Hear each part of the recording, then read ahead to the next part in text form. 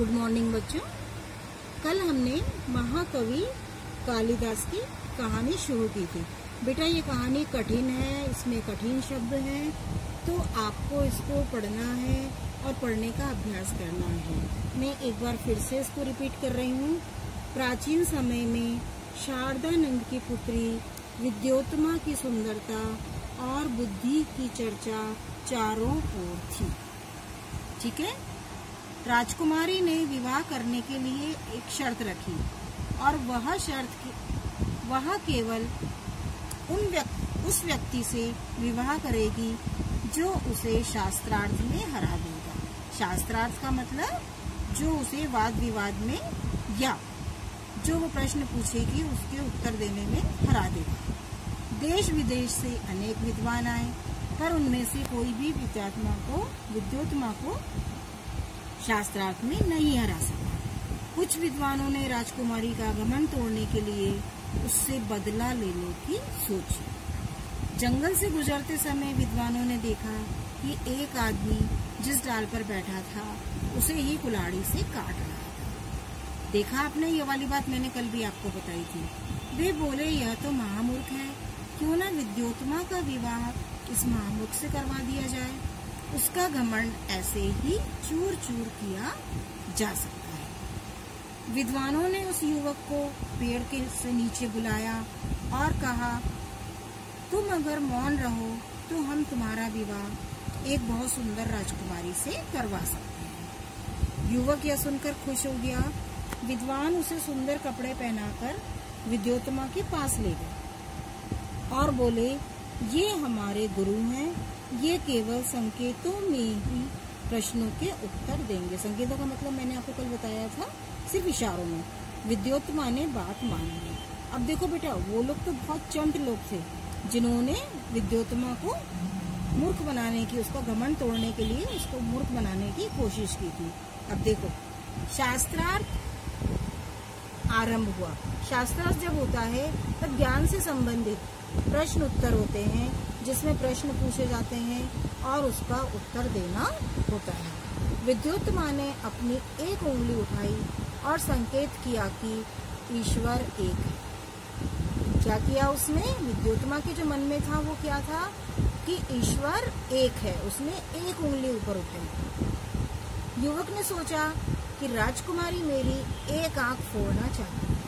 वो तो महामूर्ख था। उसको क्या लगा कि राजकुमारी मेरी एक आंख फोड़ना चाहती है। अतः उत्तर में उसने अपनी दोनों उंगलियां उठाई।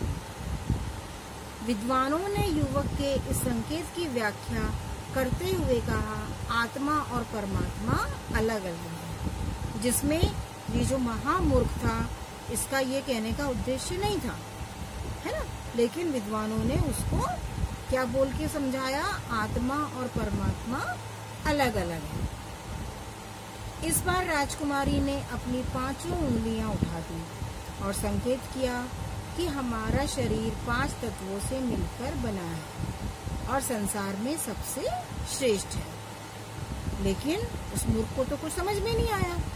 यह देखकर युवक ने यह सोचा कि राजकुमारी मुझे थप्पड़ मारने की धमकी दे रही है। जब उसने 5 उंगलियां उठाई तो कैसा लगा उसको कि ये मुझे थप्पड़ की धमकी दे रही है। इसके उत्तर में उसने अपनी मुट्ठी बांधकर घूंसा बनाया और ऊपर उठा दिया, है ना। उसका मतलब ये था कि अगर मुझे कोई चांटा मारेगा तो मैं उसको घूंसा मारूंगा। लेकिन विद्वानों ने क्या आंसर दिया? विद्वानों ने युवक के इस संकेत की व्याख्या करते हुए कहा, आत्मा 5 तत्वों से भी श्रेष्ठ है। समझ में आया आपको? ऐसे उत्तर सुनकर विद्योत्तमा बहुत खुश हुई और उसने उस युवक से विवाह कर लिया। लेकिन कुछ दिनों में ही वह समझ गई कि यह विद्वान नहीं बल्कि महामूर्ख है। उसने कालिदास को महल के बाहर निकलवा दिया, क्योंकि वो तो बिल्कुल महामूर्ख था। अब देखिए, जब उसने महल के बाहर निकलवा दिया तब कालिदास के मन में आया कि मैं तो वाकई में महामूर्ख हूँ। बट उन्होंने ये ठान लिया कि मुझे तो अब विद्वान बनना है। विद्योत्तमा समझ गई कि उसका पति न तो गूंगा बहरा है और न ही विद्वान, बल्कि महामूर्ख है। उसने उसे तुरंत महल के बाहर निकलवा दिया। कालिदास को बहुत दुख हुआ। उसने ज्ञान प्राप्त करने का निर्णय किया। उसको लगा कि अच्छा, मुझ में ज्ञान नहीं है, इसलिए मुझे महामूर्ख माना जा रहा है। तो उसने ज्ञान प्राप्त करने का निर्णय लिया। अनेक वर्षों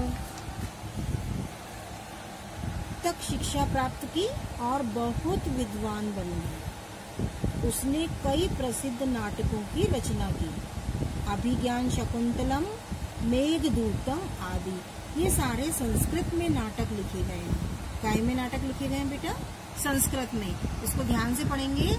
अभिज्ञान शाकुंतलम, मेघदूतम। अब कालिदास को लोग महाकवि कालिदास कहने लगे। विद्योत्तमा को जब पता चला तो उसे अपने पति कालिदास से क्षमा मांगी। उसको लगा कि मेरा पति तो बहुत विद्वान हो चुका है। उज्जैनी के राजा विक्रमादित्य ने महाकवि कालिदास को सम्मानित किया। उज्जैनी का मतलब उज्जैन। उस समय उज्जैनी कहा जाता था प्राचीन समय में, लेकिन आज का ये नया नाम इसका क्या है? उज्जैन। के राजा विक्रमादित्य ने महाकवि कालिदास को सम्मानित किया और अपने नवरत्नों में सम्मिलित कर लिया। राजा के दरबार में 9 रत्न थे जो बहुत ज्यादा ज्ञानी थे, तो उन 9 रत्नों में कालिदास का नाम भी लिया जाने लगा। और कालिदास ने अपनी कविताओं से और अपने ज्ञान से सबको बहुत ज्यादा प्रसन्न किया। तो प्यारे बच्चों, इस पाठ को बहुत अच्छे से पढ़ेंगे, इसको पढ़ने का अभ्यास करेंगे और इस पाठ के श्रुतलेख जितने भी हैं आपको लगता है कि कठिन शब्द है, अंडरलाइन करके लिखने का अभ्यास करेंगे। प्यारे बच्चों, घर में रहो, सुरक्षित रहो। धन्यवाद।